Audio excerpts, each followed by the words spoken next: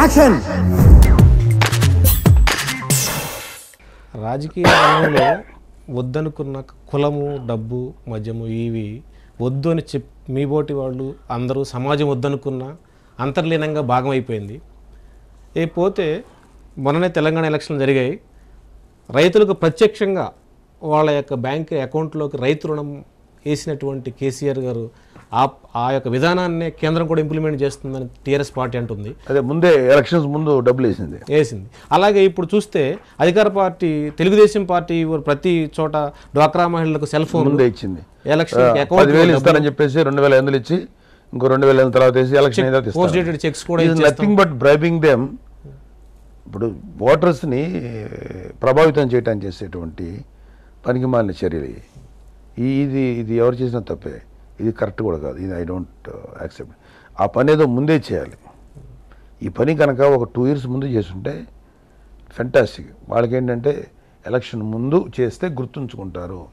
వీళ్ళందరూ ఎక్కువ మంది రాజకీయ పార్టీలకు ఉన్న ఒకే ఒక నమ్మకం, ఇది జనం కూడా అర్థం చేసుకోవాల్సి ఏంటంటే జనాలు వెర్రివాళ్ళు అనేటువంటి భావనలు most of the political parties ఉంటాయి. ఈ జనాల్ని వీళ్ళకి ఆ ఎలక్షన్ టైంకి మనం అధికారం రావడానికి వాళ్ళ ముఖం మీద ఒక 2,000 1,000 ఓటుకి ఇంతగానే కొట్టేస్తే వాళ్ళే ఓటేస్తారు. మనం అంతకుముందు ఏం తప్పులు చేసాం, ఏం దుర్మార్గాలు చేసాం అవన్నీ ఎవడు చూడ్డు.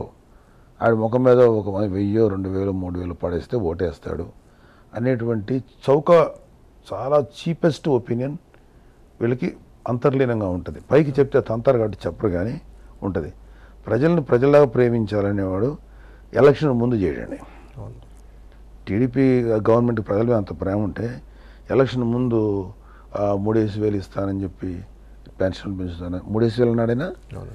అలాగేనేమో డ్వాక్రా మహిళకి అదే చేస్తానని చెప్పి 10,000 రూపాయలు చేస్తానని చెప్పి మొన్న ఎక్కడో అసలు ఎట్లా అండి ఎలక్షన్ ముందు చేసే పనులు ఎలక్షన్ స్టంట్ కంటే కూడా ప్రజాసేవ స్టంట్. అది ఎంత ఎలక్షన్ స్టంట్. మొన్న ఎక్కడో చూస్తున్నాను ఆయనది. ఇంత బ్లంట్గా మాట మార్చే రాజకీయ నాయకుడిని నేనే కాదు ఆంధ్రప్రదేశ్లో ఎవరు చూడలేదు. అది రైతులకు రుణమాఫీ మీరు కట్టద్దు మేము చేస్తామని మాట్లాడతా మీరు ఒక్క పైసా ఏం కట్టక్కర్లేదని ఆయనే అన్నాడు.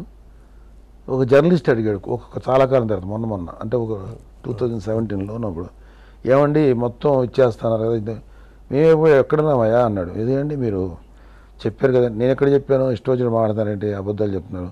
మేము ఏదైతే ప్రామిస్ చేస్తాం 1.5 లక్ష అది మాత్రం మేము మానేస్తాం తప్ప, ఐ మీన్ వేవ్ చేస్తాం తప్ప మిగతా అంత మొత్తం చేస్తారు అప్పు తమాషాగా ఉందా అని ఆయన మాట్లాడుతున్నారు. 2 మాటలు ఆయనయే 2 మాటలు ఇలా ఇంత రాంగా ఇన్ని రకాలుగా మాటలు మార్చే రాజకీయ నాయకుడిని చూసి నిజంగా చంద్రబాబు నాయుడు గారు ఫెడప్ అయిపోయాడు. నాట్ బికాజ్ ఆయన చెడ్డోడా మంచోడా ఈ వివరాలకు వెళ్ళటంలా ఇన్నిసార్లు మాట మారిస్తే ఏమవుద్దంటే మనకి రేపొద్దున ఏం జరిగినా ఇతనితోటి మనకి నిలబడగలిగే శక్తి లేని రాజకీయ నాయకుడు ఆయన. పెద్దవాడైపోయాడు ఆయన. Is an old man, no 70 years. నేను మన వీడియో ఒకటి సరదాగా చేశాను కానీ ఒకటి జల్లి కన్సర్న్తో చేశాను. ఆయన నెక్స్ట్ జనరేషన్ నాయకుడిని తయారు చేసుకొని ఈ ఎలక్షన్కి వదిలేస్తే చాలా బెటరు. అది మరి అది వాళ్ళ అబ్బాయిని చేసుకుంటాడా లేకపోతే ఎవరో చేసుకుంటారో చేసుకోవాలి. ఇంకా రేపొద్దున నెక్స్ట్ ఒకవేళ ఆంధ్రప్రదేశ్ కర్మకాయలు ఆయనే కనుక రాజకీయ వస్తే కర్మ కాలుతుంది. ఎందుకంటే ఆయన ఏం మాట్లాడుతాడో ఆయన గుర్తుంటలా. ఇప్పుడు ఒక మాట మాట్లాడుతున్నాడు, రేపు ఒక మాట మాట్లాడతాడు. సో ఆయనకి మైండ్ స్టెబిలిటీ లేదు పాపం. దాన్ని ఆయన తప్పుడు పట్టలేదు. ఎందుకంటే ఆయన ఏజ్ ఫ్యాక్టర్ అది. Is more than 70 years old man. ఆయనకి ఏదో జ్ఞాపక శక్తి కూడా తగ్గిందనేది నా ఫీలింగు. లేకపోతే ఇంత మాటలు మాట్లాడరు కదా. నేను ఎగతాళి చేయడానికి మాట్లాడతలేదండి. అది ఎవరికైనా రావచ్చు జ్ఞాపక శక్తి పోవటం అనేది. అంటే చంద్రబాబు నాయుడు గారు వెరీ వెరీ ఇంటెలిజెంట్ పర్సన్ అని మా ఫీలింగు. అలాంటి వ్యక్తి మా కళ్ళ ముందే జ్ఞాపకం లేకుండా ఒకసారి ఒకటి మాట చెప్పి ఇంకోసారి ఇంకో మాట చెప్పి ఇన్ని రకాల మాటలు మార్చడం అంటే ఆయన మార్చాలని కూడా కాదు, జ్ఞాపకం ఉంటుంది ఆయనకి. So it is time for Chandrababu Naidu garu to take rest. And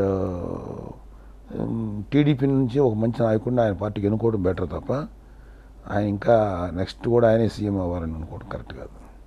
అనుకోవటం గెలిపిస్తారులే తర్వాత సంగతి, గెలిపించర్లేండి కానీ ఆ ఆశ ఉండటం కరెక్ట్ కాదు అనిపిస్తుంది.